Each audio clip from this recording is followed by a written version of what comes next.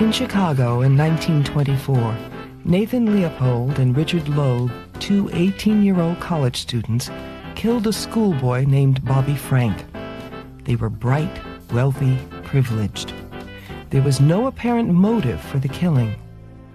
Why would they commit such a senseless crime? During their confession, they explained they wanted the challenge of planning and executing a murder. Clarence Darrow, one of America's greatest trial lawyers, was their defender.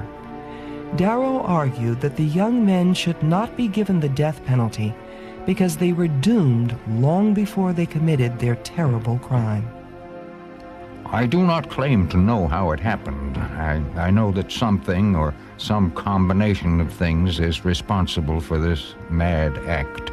I know there are not mere accidents in nature. I know that effect follows cause. What has this boy to do with it?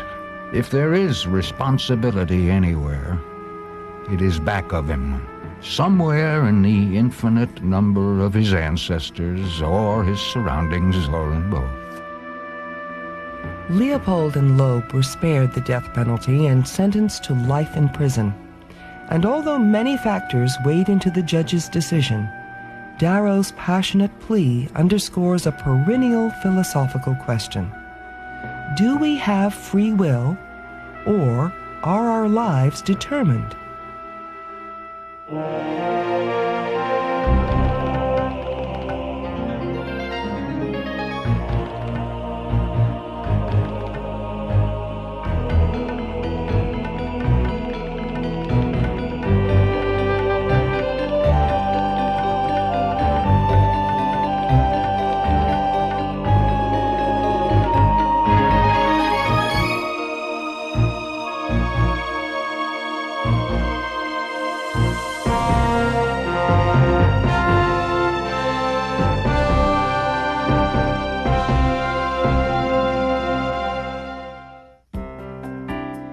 To many people, it's obvious that we are free.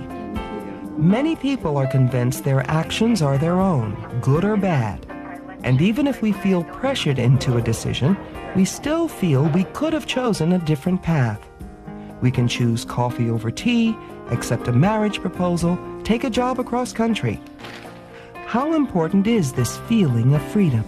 It's important to our self-image that we are, to some extent, autonomous masters of our fate in some ways. It's also relevant to our reactions to other people. We assume not only about ourselves that we're in control of our own lives, but that other people are in control of their lives. So our reactions to them depend also in very deep ways on our assuming that they have some choice about how to behave, how to respond to us, how to respond to other situations. Probably the single most important thing that people give as an argument for the importance of free will is that morality depends on it. Do we have alternatives? Libertarianism asserts we are free to act in other ways than we do. Borges, the Argentine fabulist and writer, said, "The future is a garden of forking paths." We have alternative possibilities, at least sometimes. We have this very hard to explain or define word that we all understand, can. When we say, I can do this, I can't do that. To say that you have free will, at least at a given moment, is just to say, well, suppose you're trying to decide which of two things to do, some important decision that you're trying to make. You have free will then if you can do the one and you also can do the other. Of course, that doesn't mean you can do them both, but you have individually, if you can do each one, then you have free will. Ancient philosophers believed we can choose among alternatives. Some of them believed this because of a distinction between the body and the soul. Reason, they said, is our most important feature. But it figured prominently in Plato's discussion, who famously argued that there were different parts of the soul, rational and irrational part of the soul. And he argued for this on the basis that we're subject to different and conflicting kinds of motivation by appetite, and that can conflict with what one thinks is best, which is another source of motivation, which he called reason. Self-mastery consists in the appetite being governed by reason. This classic view of humans as reasoning, free, moral beings is one of the most influential theories in Western civilization. It holds that the ability to choose, to chart our own course, is part of our human dignity and crucial to our moral outlook. But this libertarian approach is not how everyone views human behavior. What if, like every other physical thing in the universe, our every action, our every thought was determined not by our own free will, but by the laws of cause and effect? It's not science fiction. It is the theory of determinism. Determinism is the idea that the past determines a unique future. Is there more than one way that the world can go on from any given instant of time, like a road forking, or is there just one way? If there's just one way the world can go on, well, that's determinism. Students in philosophy, of course, are very upset by any suggestion that they don't have free will. But I think there are some arguments that can be given in that respect. Arguments that might show, for example, that morality, that is right and wrong, would be out of place in a world in which nobody had free will. That any moral judgments that you might want to make, say Hitler shouldn't have behaved the way he did, which most people would think, to put it mildly, is a correct judgment, couldn't be true in a world in which there was no free will. Because after all, if Hitler had no alternative, how can you blame him for choosing the alternative, the one single alternative he had? In the 17th century, Sir Isaac Newton's theory of mechanics proposed that all objects made up of material particles are governed in their behavior by the universal laws of motion and attraction. Some thinkers were anxious to transfer these laws from physics to human behavior. The scientific advances of the 16th and 17th century rendered it plausible that causal determinism is true.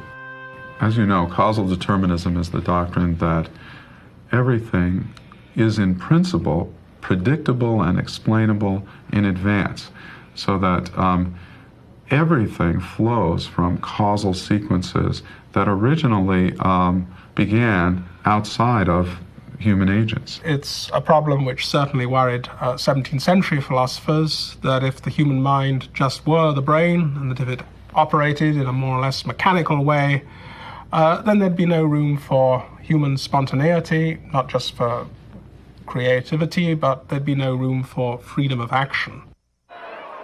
Could our actions really be just matter in motion? What do you say to a student who says that, what have atoms got to do with me? What have the laws of nature that govern the atoms got to do with me? Well, you're made of atoms, aren't you?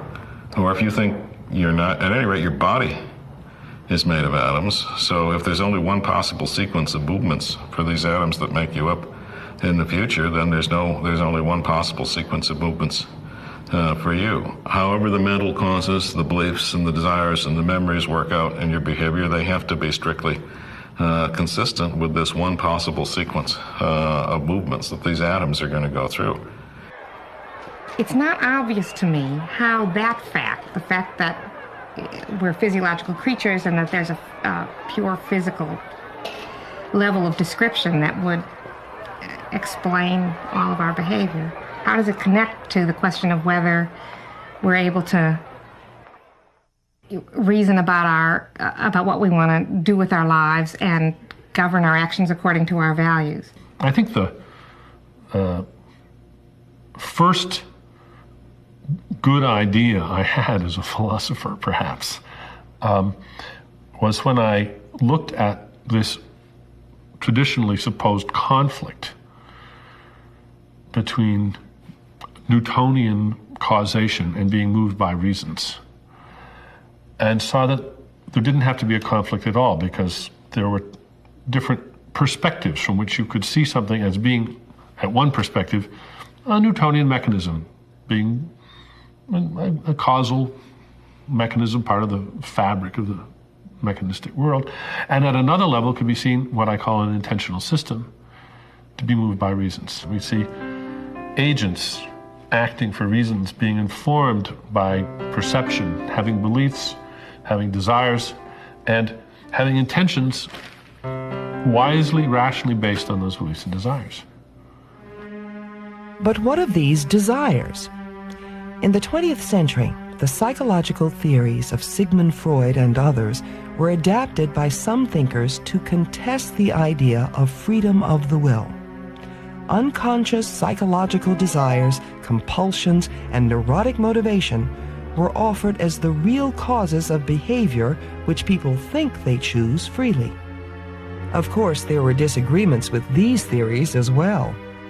This seems to me to be a false strategy, because what's significant about phobias and other related phenomena like neuroses is not that they're deterministic, but that they involve a certain kind of irrationality, of volitional irrationality of choice in fears and so on. And so that they render the agent in some way not as responsive to reasons in the way that they normally would be without the phobia. In fact, they may not even be deterministic. Not everyone was swayed by science or by psychological motivation. Jean-Paul Sartre's existentialism proposed that people actively determine their nature through their choices and actions. Being condemned to be free, man carries the weight of the whole world on his shoulders. He is responsible for the world and for himself as a way of being. Sartre would be saying, well, most people most of the time are not making free choices, because most people most of the time are under the illusion they have no free choice. And what they're in effect doing, they're making an implicit free choice to go along with their environment, to be influenced the way they think they're supposed to be influenced by their family or by their society. And they create themselves, they choose to create themselves feeling trapped by the environment and by their circumstance, when in fact they're not. This existential view seems in direct contrast to what science proclaimed. Could we really determine ourselves with no influence from either nature or our environment? But now, another wrinkle. Advances in quantum physics lead many to believe that science may not underwrite determinism after all. At certain quantum levels, individual subatomic particles are indeterministic. That is, it's not always possible to predict a particle's behavior. It may change from experiment to experiment. But we don't live at the subatomic level. At the larger level, much of the world does seem to follow the laws of nature. And indeterministic particles don't help the cause of freedom anyway. Randomness isn't such a noble feature of the universe or our behavior. Do we want to say that nothing causes our actions? Clearly, it's one thing to say about a human behavior, human conduct, that it was not determined. And it's another thing to say that the agent has some control or power over that conduct. The absence of determinism just means that there isn't an explanation of a certain kind, right? It doesn't imply the more positive statement that the agent, the free agent, has it in his or her power to behave in a certain way. So what position do we hold in the natural world? There is no way you can prove either to yourself or to anyone else that you really have free will and that your actions aren't determined by anything else. Anything you think you're doing because it's free is, can be explained in some other way. If we can't prove whether determinism is true or not, can we pose another question? Could we live in a world with enough room for both determinism and free will? Compatibilists believe so. 3 centuries ago, Thomas Hobbes wanted to extend the new natural scientific theories to the understanding of human affairs. He said, "When creatures are imprisoned or restrained with walls or chains, we say they are not at liberty. When a man finds no stop in doing what he has the will to do, he is at liberty. Liberty and necessity are consistent, like the water that has not only liberty, but a necessity of descending by the channel. So, likewise, the actions which men voluntarily do, because they proceed from their will, proceed from liberty. And yet, because every act of man's desire proceeds from some cause, and that from another cause, in a continual chain, all actions also proceed from necessity. Hobbes is a compatibilist. That is the preferred term today for those who believe that the kind of freedom that's necessary for moral responsibility is consistent with or compatible with a thoroughgoing determinism. As Hobbes says, with characteristic terseness, liberty and necessity are consistent. So he said, don't define free agent as one who's not subject to necessity. Everything's subject to necessity. Define free agency in terms of what depends on the person's will. You're free to do something if you would do it if you desired to do it. Hobbes believed that our desires are as determined as everything else in nature. But as long as nothing stops us from carrying out those desires, no physical restraints, we are free in the only way that matters in a material universe. Contemporary compatibilists have added that internal obstacles could also prevent us from acting freely. Contemporary compatibilists are more likely to say something like, an agent is free when her will expresses her real values or her real, her true desires or her true self or something like that. Recognizing the fact that some people can be led to will something that's quite alien to them. What makes it so difficult to be a compatibilist is that there are very strong arguments that the incompatibilist can come up with and can develop to show that I can't keep my view of myself as having alternative possibilities even in a deterministic world. While compatibilism holds that determinism and free will can be reconciled, incompatibilism is the thesis that free will cannot exist if determinism is true. You can give arguments for it, and the standard argument goes something like this. If determinism is true, then the present state of the world is a consequence of the way of two things. A, the way the world was at some time in the past, say 1 billion years ago, and B, the laws of nature, or the laws of physics. Now, neither of these things is anything I have any choice about. If these two things together are sufficient for every movement, every action, every word that's in any way any kind of production of mine during my life, then it's hard to see how we can have such a thing as a free choice. The standard compatibilist says the only freedom you need is the freedom to control your actions by your desires. As long as you can do what you want to do, you've got all the freedom you need and you're responsible for your actions. Then you think, but if my desires are determined, then I'm not really free. I'm not really in control. And that leads you back again to thinking determinism must be incompatible with free will because you want your desires not to be determined. Now that's where I think that's an overreaction to the worry that we don't want our desires to be determined. But it's not that we want the freedom to create our desires from nothing or independently of whatever is going on around us. What we want is the freedom to control our desires by our values and appropriate sense or a correct sense of what's going on around us. So, we want the freedom to control our own decisions. Yet science still nags at us, casting doubt. Can we reconcile science and free will? Immanuel Kant tried. He was a firm supporter of Newtonian physics, but he didn't believe that excluded us from moral responsibility. crucial to his views about freedom is his distinction between the natural world, the everyday world of nature, of which we are a part, which he called the phenomenal world, and a different world, the noumenal world, the world perhaps of ideas, a more abstract world, a world in some way different from the natural world. Kant argues that we are citizens of these two worlds.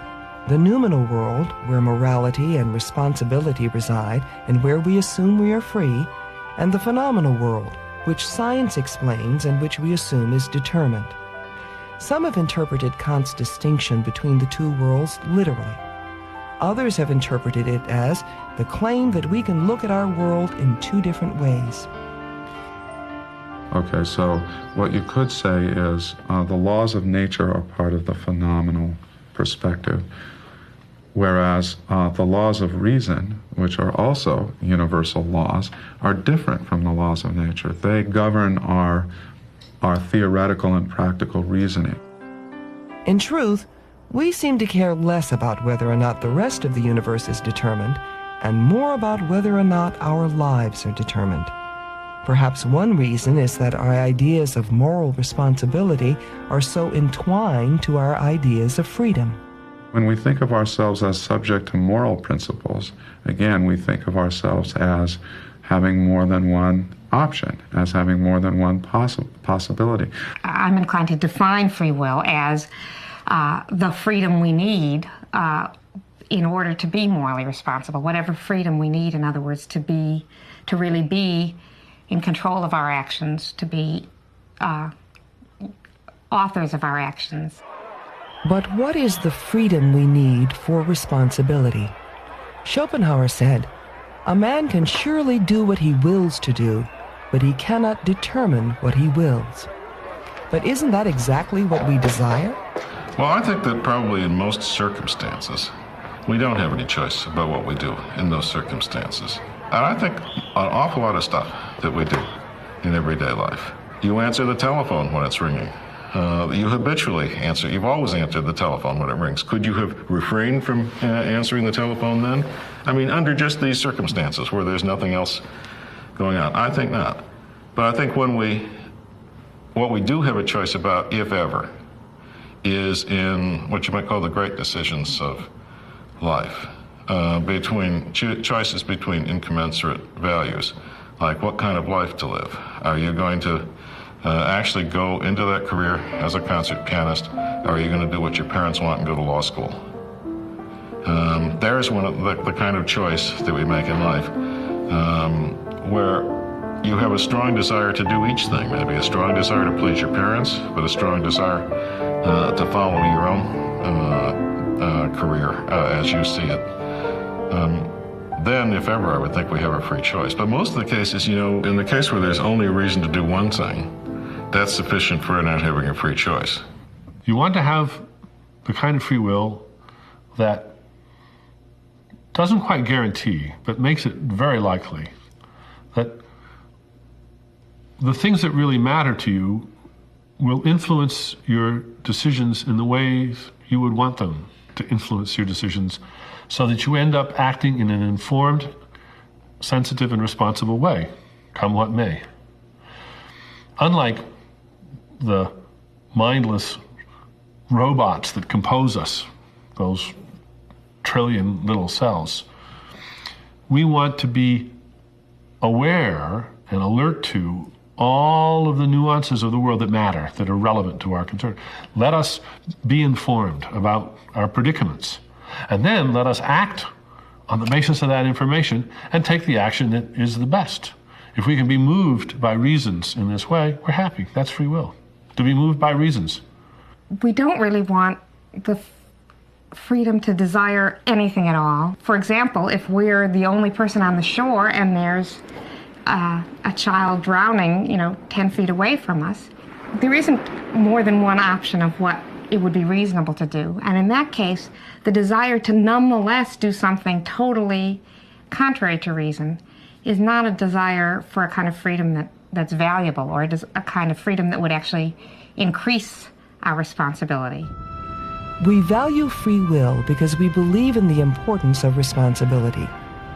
But what if determinism was a proven fact? If determinism were true, then all our ideas about the extent to which people are morally responsible for what they do would have to change. That in turn would have to force changes in what we think of punishment, of what people deserve when they've done wrong. You'd want to have instead a system that didn't punish lawbreakers so much as re-educated them, retrained them in appropriate social behaviors.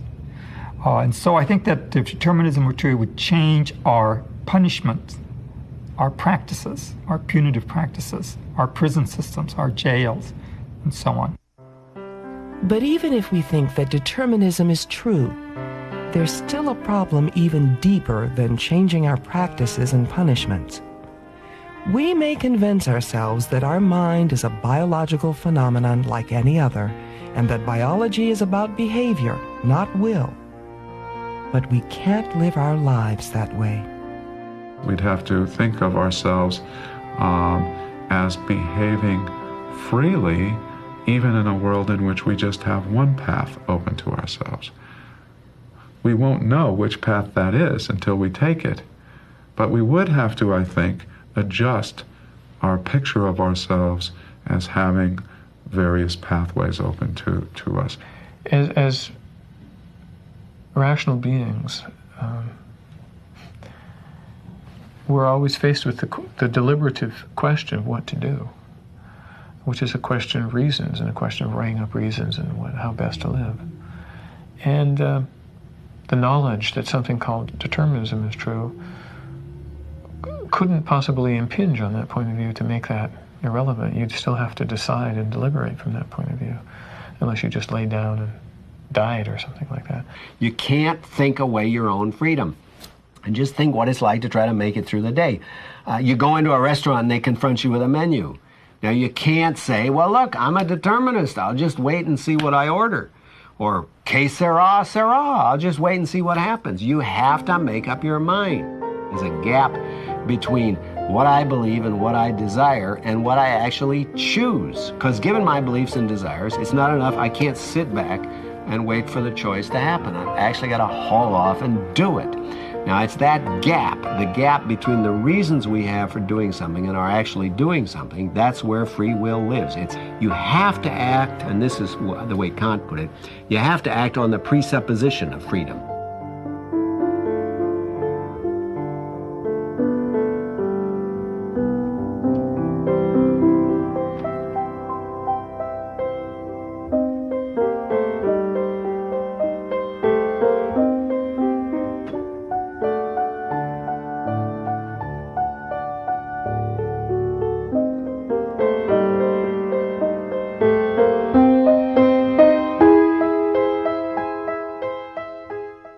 The Examined Life is a 26-part series for college credit. To purchase a video cassette or transcript of this program, call 626-796-7300 or visit us online. Please order by program number.